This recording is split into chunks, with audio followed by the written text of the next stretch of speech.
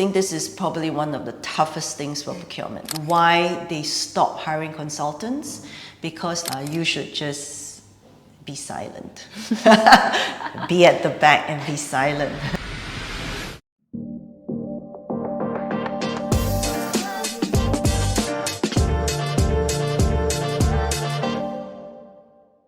Hello and thank you for tuning in. Welcome back to our podcast series. This podcast is all about providing you with insights, strategies, and stories to help independent professionals in navigating their personal and professional journey. My name is Si Ting. I'm the Regional Talent and Community Lead of APAC at Outsized. Today we have a very special guest joining us. Her name is Jacquelynne. She is an independent procurement professional with over 10 years of experience in running and managing procurement teams in global FMCG and F&B organizations while launching her business as a fitness instructor. Hi, Jack. Hi, Si Ting. How are you today? Very good. That's great. Thank you so much for being a part of our podcast series. Really happy for you to be here. It's my pleasure. Awesome. Do you mind sharing a bit about yourself, your professional background, and just introduce yourself to our listeners today? Yeah, sure. So let me start off with, my name is Jacquelynne, but as you know, I like to be just called Jack. It's much shorter, faster. I am Singaporean. I'm in my 50s, and I graduated from the National University of Singapore with a computer science degree. Yeah, so that's my background. However, you're here today to hear about procurement, which has nothing to do with computer science. That's a whole other story. My first job was with DBS Bank in IT. Then I worked for the government for 6 years. So that's the early part of my career. But in the year 2000, when there was the dot-com era, there was a very lot of hype on IT. I got a job in Hong Kong and I moved to Hong Kong. And my career changed after that because I joined Mars, the candy company, your M&Ms, your Snickers bars, your Mars bars.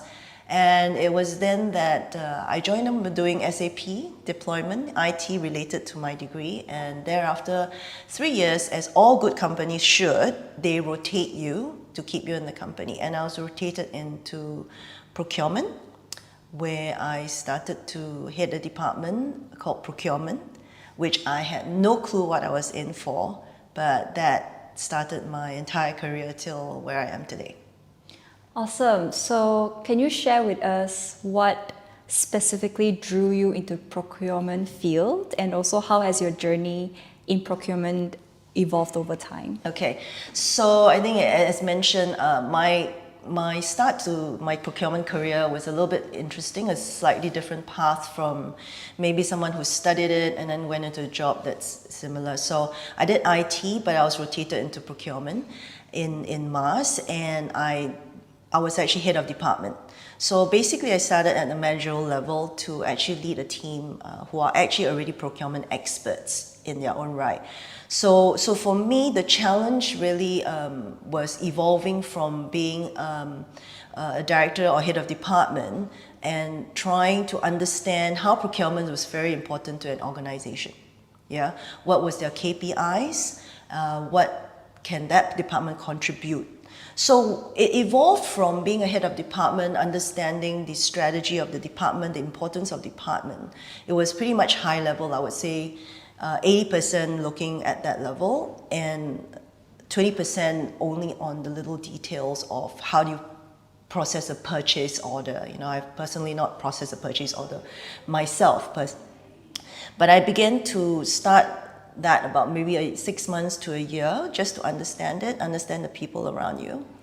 And then from then, 1 or 2 years later, you start to evolve where you need to understand the skills needed to do the job well in procurement. That's where you get into understanding your people, the skills level, what do they need to do the job well? Because when they do your job well, the department does well, and then we contribute to the company. Yeah.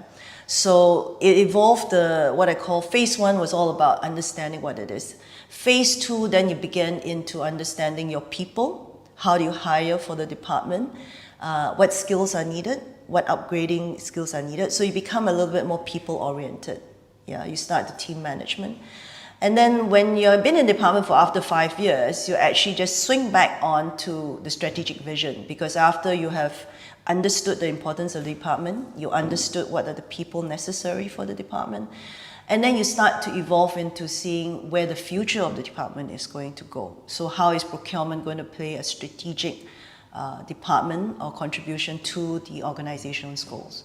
So it really evolves, and I think in any job, it will go as a bit of a wave, you know. So you cannot go away from the high level if you're coming in as a senior management or management level, but you also cannot be so far-fetched that you do not know what's happening on the ground, and you also need to manage your people. So it just comes in a bit of a wave. Interesting. So your first stepping stone, going into procurement is basically going into a senior management position. That's right. And I'm sure there were many challenges that you had to navigate, which is, for example, understanding procurement as a whole and also understanding how to put a team together. Yeah. So could you share with us, how did you navigate these different challenges that you were facing at that time? A lot would have to be being really very humble about coming in at a mid-level when you do not have being the subject matter expert in that field. Firstly, listening a lot to your team and respecting the people that work for you. Yeah. So considering that they are doing the everyday job, you need to understand where their difficulties are and what they need from you. So there's a very clear role between what you do and what they do. So you do not do their job and they do not do yours. Yeah. So meaning to say that you talk to them and be involved in what they do, but you don't sit down and actually do every negotiation with them. You don't do every supplier visit with them. You ask them and try to filter what is really something that they cannot do that I can do. For example, it would be highlighting the visibility of their project, highlighting the criticality of the issues they're facing upwards, as well as identifying what training needs they actually do. So I think when you do that, you have actually got into the real essence of taking care of your people who are the ones who are actually delivering the job. Right. And so we understand that, procurement is constantly evolving. How do you continuously keep yourself updated in terms of the, most in-demand trends within the industry, and also how do you integrate this knowledge into your full-time career? Yeah, so during the full-time career, I think people would say, oh, go for seminars, go for conferences, go for networking. Interestingly, from my experience, none of that actually really worked very well. I would say catching up with the industry trends, I think less than 5% of what I know came from going for conferences and things like that. I feel that people so underrate the time you spend with suppliers. The knowledge of what you do actually come from the people who are actually making that particular product, and it's usually the suppliers. They are the ones who would want to be in that business and would be the most advanced as well in researching what is the next best thing to sell to you. So for me to keep up to date, usually is a lot of spending time with suppliers, doing a lot of just casual visits, not hard negotiations all the time, but sitting down with them and asking them, so what is the next industry trend over a meal? And has nothing to do with negotiating next year's contract. So for me, I think that worked the best. I think that stayed with me for a long time in terms of how I got that. So some people might work with journals and go for courses and stuff. So I think for me, the networking with suppliers was probably the most valuable thing I could share. Right, I love it. We understand how important it is, to do your research, to read up, and also to attend seminars to make sure you got the theory part right. But from your case, you emphasize on the importance of actually speaking to the people who's part of the process to understand, the entire workflow and whatnot, to make sure that you understand, the overview of how it works. And I think that's very valuable. Yeah. Were there any significant industry developments that actually helped shape your approach and your strategy in your full-time position? Yes, one thing that stuck with me is I was very privileged to work for one of the two largest companies, soft drink companies, cola companies.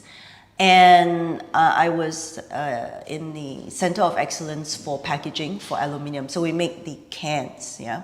And one of the things is that in procurement, you always talk about getting best prices and understand. So one of the things you understand when you get into procurement is that your first and foremost expertise has to be learning to understand cost structures, total cost ownership, cost structures.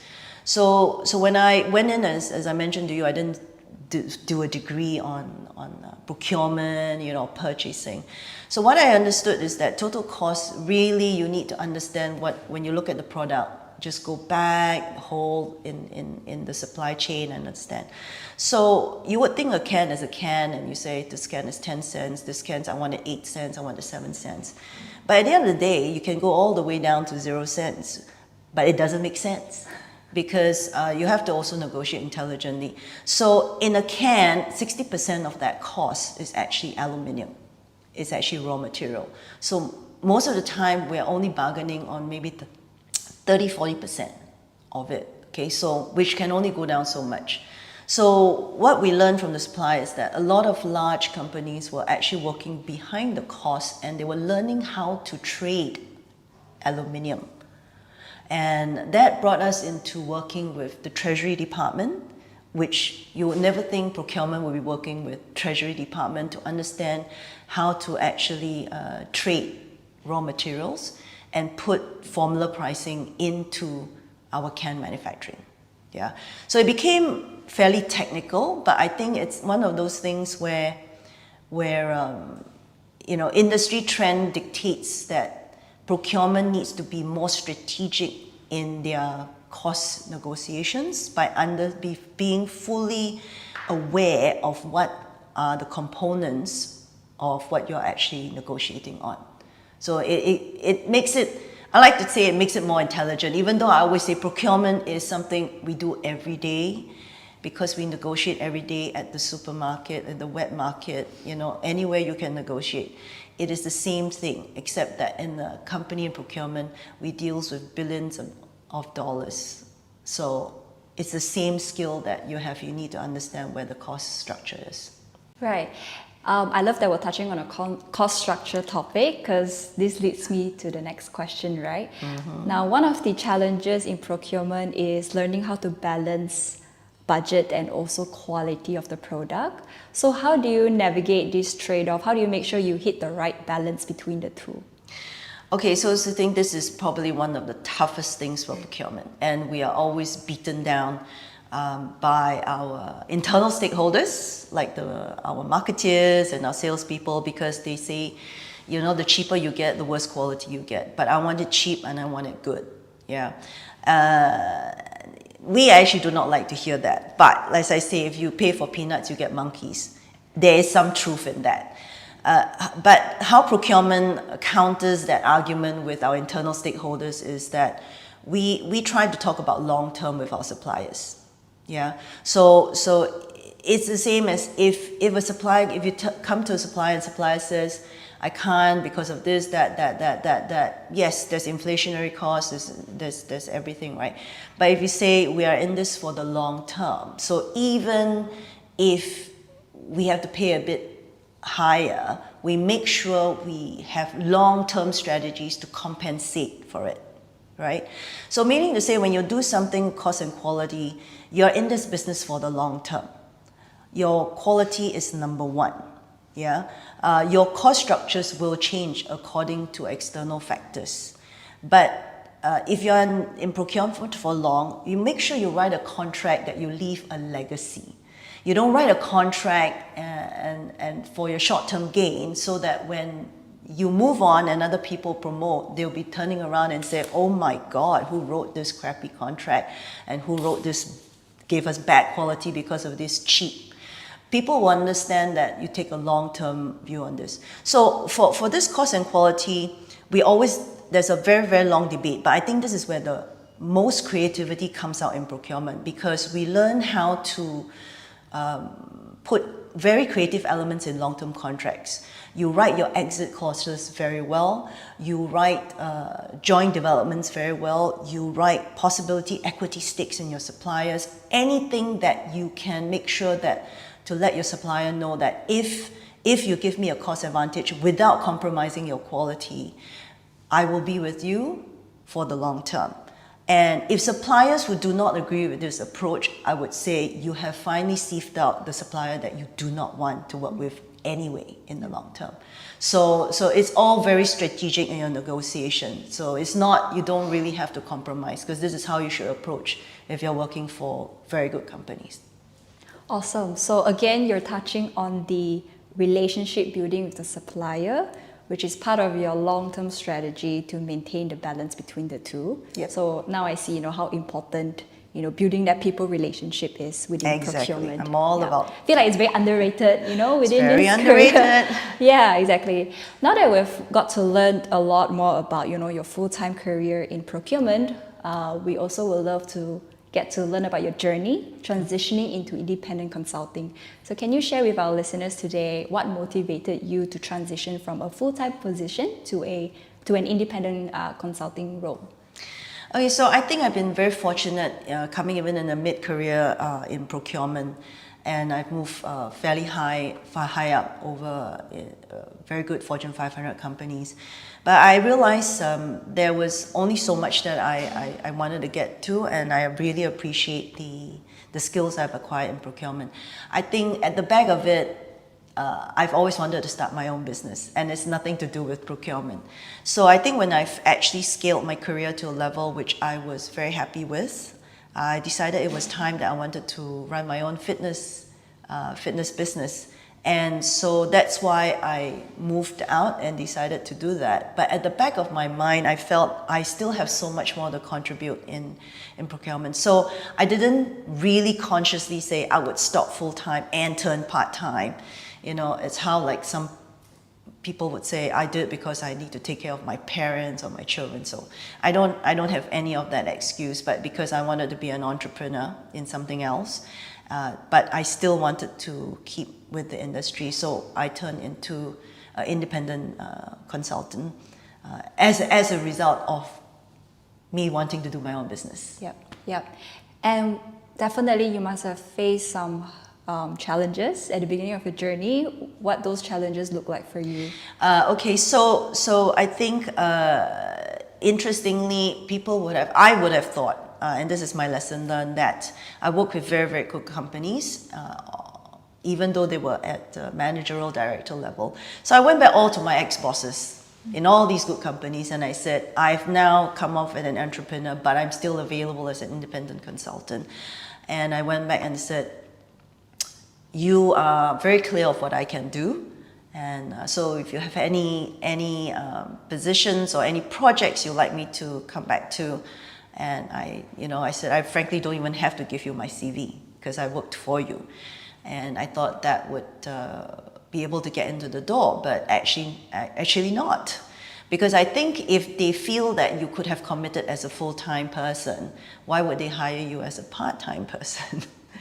Yeah, so that did not really work for me. Although I went on LinkedIn, and put it out there, I think one of the challenges was that you find that it's actually quite difficult to get a gig, so to speak. I found it very, very difficult. But I think eventually what worked is interestingly, I did not keep knocking on doors. I think sometimes luck and timing has to play a lot with it, And one fine day, I just got a call from an ex-boss who had also retired and came out as independent.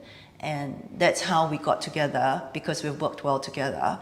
And we came up and we started our independent consulting. Yeah. And from there, I would say, standing out as an individual is very tough, but if you go along with 2 or 3 people who have complementary skills, so there are three of us in this so-called so-called company of ours, very loosely named. And we all three of us have complementary. All of us have procurement backgrounds, but we sell ourselves as a package. And I think that really worked better if you start going with somebody else, so that you have different skill sets that the company could actually engage you on. Right. Okay.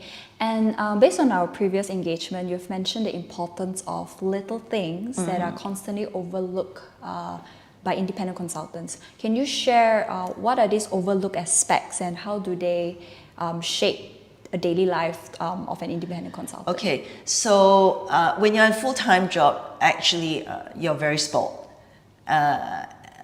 If the little things are, for example, I would say when you're independent consultant, to get to your client, you pay your own transport. When you go on a business trip, you pay your own flights. You make all the arrangement yourselves. It even goes down to when you want to have a meeting, you have to write your own notes, print your own notes, and probably when you do a presentation, you bring your own projector. So it is some of the little things, and even paper costs, mailing costs, photostating costs and stuff. Little things which in your daily life, when you're in a full-time job, you just walk into the office, you've got the screen, you've got your chargers, you've got your big photostating machines, so these are the little costs that add as a independent consultant, which I think you have to cost it into your charges, yeah. But it may seem little, but you then begin to realize how much it is easier to just work in a company, and get all these done, because you don't have to worry about buying nice folders, and then handing it out. So I would say these are the little things that I found that people should not take so-called for granted. You have to set up your own office at home. You have to make a Zoom. You have to make a nice background for meetings. So all these are all sort of taken for granted when you work on a full-time job versus an independent consultant. Right. Makes total sense. And you also have mentioned that there's this soft side to the consulting industry. Can you share a bit more again, what is this soft side that you're speaking of, and how has it influenced your approach in your independent consulting role as well? Yeah, so I think for me, I like to just dial back to when I started to say that for me as an independent consultant, I was more coming from a senior management role or head of department role. So if I classify consulting as the two sections, one is like really a project management that has the background of that subject matter, versus a subject matter expert per se that is very technically inclined or technically equipped. So it depends on which scale you are as an independent consultant. And I think for me, you have to go in being very clear which portion you are. Having said that, people's skills are obviously, at the end of the day, you don't just work alone, you have to work with people. But I'm more of a project managerial type of consultants, but having the background of managing procurement organizations. So for me, the softer side would generally be when you walk into a client. I think you need to understand walking to a client as an independent consultant is almost the same as walking into a client interviewing for a job. They, at the end, want your expertise, but they, at the end, also want you to be able to work with the people in the organization to get whatever they need done, yeah? So provided, unless, for example, the only exception I can see, if you come in as a scientist, a technical expert, yeah, then pretty much your people skills can be 10%, your technical skills are 90%. But if you come in as a consultant, having to brainstorm, to analyze, to get critical thinking from a group, I think the softer side is I think people also need to see you as being approachable, that they want to share things with you, so that you can be that consultant that's able to bring out the best in their people and to connect the dots for them. Yeah. So this, I think that softer side is that how you present yourself and whether you can fit into the team and the corporate culture. Even as an independent consultant, people underestimate the success of an independent consultant when you come in thinking that you're all-knowing. And I think that's where the pitfall is, because most of the time you're telling rather than you're actually asking and helping with the process. Yeah, so that's my part of the softer side. People must want to work with you. to get things done. Right. And how would you advise a person to balance between, the technical demands of procurement while also staying human, having that softer side within the consulting, role? I would say be very flexible in your approach. When it calls for a consultant having to conduct a brainstorming activity, I think your softer side has to come out versus your technical side. If you're having a brainstorming on cost structures, I don't think you need to have that much soft side. We need a lot of mathematical brains to talk about formulas and stuff like that. So be very flexible in your approach as a consultant. Yeah, and I also caution that consultants, we have to come into the organization with the assumption that you don't know it all. In fact, what you are going to tell them, they probably all already know it. They just needed an independent, objective person to bring it out in them. And your role as a consultant on the softer side is being able to get different departments in the organization to speak to somebody who is completely neutral in the entire project. Yeah, so that's what I call, again, the softer side. Being able to your EQ has to be fairly high to understand that you're brought in because you have no vested interest in all the internal stakeholders. So that you should harness that independent position. That's why you call it independent consultant. You have no vested interest and you're here to actually make sure that critical thinking is brought from the best of all departments. Nice.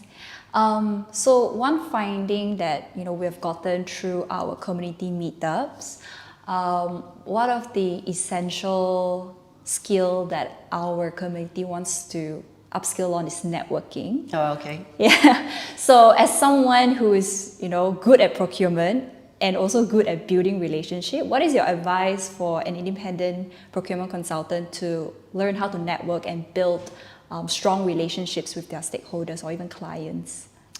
I take a little bit more of either a closed loop or an open loop. Yeah. Having said that, don't get me wrong, networking is great. It's under which kind of forum that you want to network with. So when I say network, I'm talking about getting with ex-colleagues who are still within the industry, because that remains very relevant. So you network with them because either you've worked with them before, they're still in the industry, and you kind of know what's going on. I think the second type of network is keeping in touch with your suppliers, believe it or not. And if you don't work for them now they become your friends. So if you network, it could be a bit more focused, as in people who are in the food industry and procurement, and you network within that circle. I think that becomes a little bit more focused than a general networking. Even though once in a while, I would say once in a while you can do the general networking, but try to get involved with closer to the industry so that you get. Very, very big conferences, for me, I get very lost. It could be personally a me thing. I get very lost looking at booths. So I like to take more the very approachable one-to-one particular kind of meetings. So it's not exactly speed dating, but you could sit across the table to speed talk with a bunch of suppliers, and usually people are all very pressed for time. So a speed talk kind of a thing, I think works kind of well, at least in my case. Right, okay. Let's touch on risk management in procurement. So how do you navigate risk within your day-to-day role as an independent procurement consultant? Okay, as independent consultants, it's like looking at when you hire someone, writing your contract and reading your contract very well. I think as an independent consultant, particularly in procurement, when you go in and you know what your job is, if anywhere it involves negotiation, personally, from experience, is number one, do not be the main negotiator as an independent consultant for your client. I think one of the biggest risks is when your clients are not very involved with the consultants and they send you to talk to the suppliers. You get very passionate and involved, and you start to promise things or agree with suppliers on behalf of your client.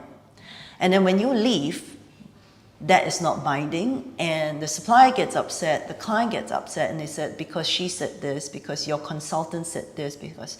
So I think one of the risks I feel as independent consultants is that you have this sudden, energy to go and negotiate this because you are passionate and you've done it before in your full-time job. But I caution the risk of it is that you overpromise, you negotiate it on behalf of your client, and then you cannot uphold that agreement. So be very careful when you do such things, is to always involve your client. It has to be your client. You always get the buy-in of your client first to agree what you have to do before you meet anybody so-called external. That's a clear warning sign for me in terms of risk, to be able to protect yourself. I think last thing you want to do is that you promise a savings and then the supplier does not honor the savings, and your client tells you, I'm sorry, I'm not paying you. Frankly, what I pay you is not enough for you to compensate me for the savings that you've actually committed or negotiated on our behalf. So that's one of the things I fear most, is committing savings that cannot be realized in the end from a consultant. Right. So always make sure that you have a touch point with your client first. And make sure they're always involved and they are first bought into your idea. So even if you bring them in and they haven't bought into your idea, whether it's a pricing negotiation, it's the type of engagement you want, you should just be silent. Be at the back and be silent. And make sure you have said your piece, but do not say anything when it comes to external meetings. Right. Okay. Got it. Nice. Now let's talk about work-life balance, everyone's favorite topic. All right. So how do you manage work-life balance as an independent consultant? Having to manage projects and also making sure you are feeding your passion as a fitness instructor at the same time. Yes, how do you balance that up? So I think in my case, my choice of my entrepreneurship, I feel is already balanced. I'm very big on healthy body, healthy mind. So I keep both. So my entrepreneurial job is I'm a strength coach. I have my own business running strength training. That's healthy body. At the same time, I keep myself involved in independent procurement consulting, and that is healthy mind. So intellectually, you're always connected, you're still stimulated, and what's happening around the world, interested in your passion in your industry that you work for. But at the same time, I'm also very passionate in what I do. So it's a pure 50-50. So I like to think I'm very balanced now. That's great to hear. So very well aware that you're a fitness enthusiast. Aside from that, are there any other personal projects that you're working on right now that is also intersecting with your professional life? Actually, to be honest, no, not really. However, I must say, procurement is such a fundamental skills that can apply daily. So if you say, how does it intersect between my fitness business and independent procurement?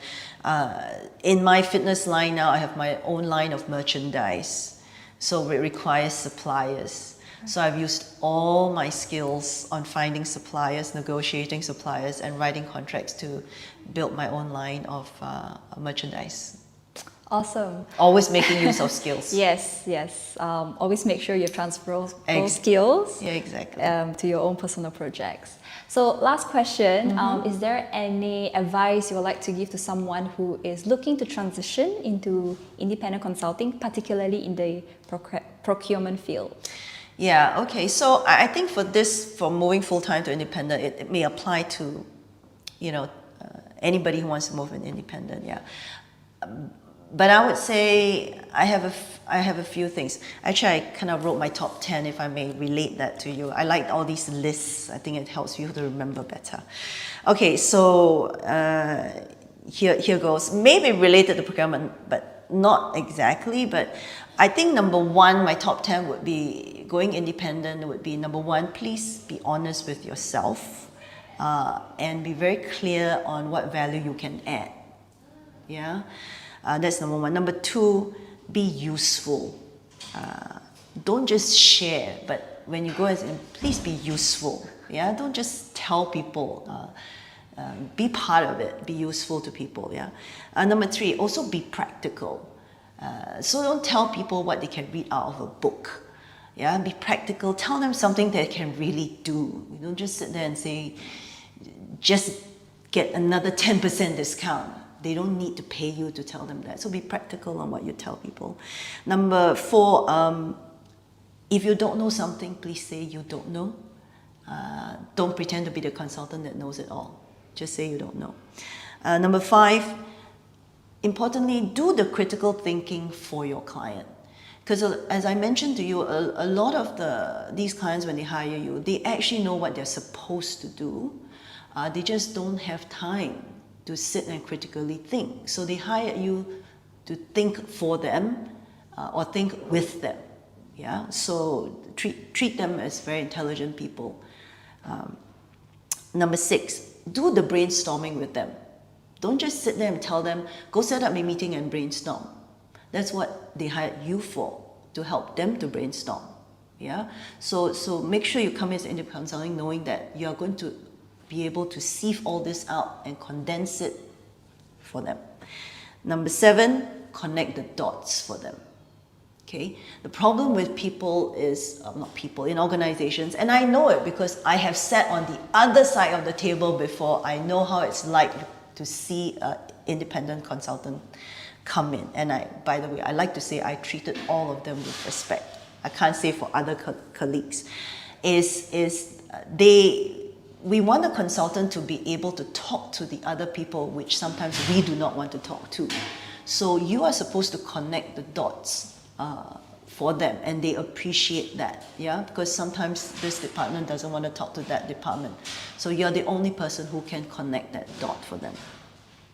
Number eight, document for them. They have no time to write stuff or notes or presentations and things like that. So be useful again, number two, connects with that. Condense it, write it for them, document it for them. They may not need to read it now, but that's what they're paying you for. Make it useful, and then you leave your legacy on what you have created, your deliverables. Number nine, dirty hands. Get your hands dirty. Sometimes if you need to do the calculations for them, I think sometimes we consultants come in and think, we'll just sit and just tell them what to do, and you should be doing this, you should be doing that, you should do that, you should write this 50-page spreadsheet and do your calculations for them. At the end of the day, if you actually sit down and just do it once for them to set the template for them, I think that's real value to them to be able to deliver that. And number 10 would be the classic thing. A client would always tell the consultants, and why they stop hiring consultants, because they will tell you, stop giving me more work. So I'm very conscious that when you come as a consultant, it says, be useful, make sure that you deliver, you document, and don't add more work to them, because you're here to actually lighten their load, not increase their load. So have some of these conscious in mind behind. Get your hands dirty. That's where you get the respect from them, because you don't tell them what to do. You're actually doing it with them. Yeah? Because remember, they're not hiring you for a lifetime. They're hiring you for a few months. So you get to have hands dirty 3 to 6 months. Then they know that you're the kind of person who's actually giving real advice, that they can actually live with what you are telling them. So that's where I think respected independent consultants are viewed in the industry. So that would be my top 10. Awesome, amazing. I love the top 10 advice. Super good, super relevant. I feel like it's very valuable and insightful for the full-time professionals that are looking to navigate into the independent consulting space. So I'm sure it's very relevant.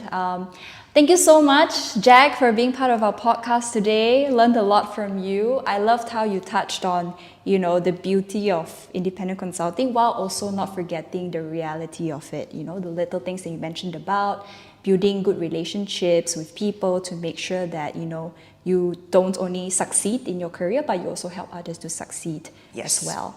Really appreciate it. Thank you so much, Jack. I hope you had a great time. Oh, thank you for allowing me to talk through it. Always wanted to share and always happy to share.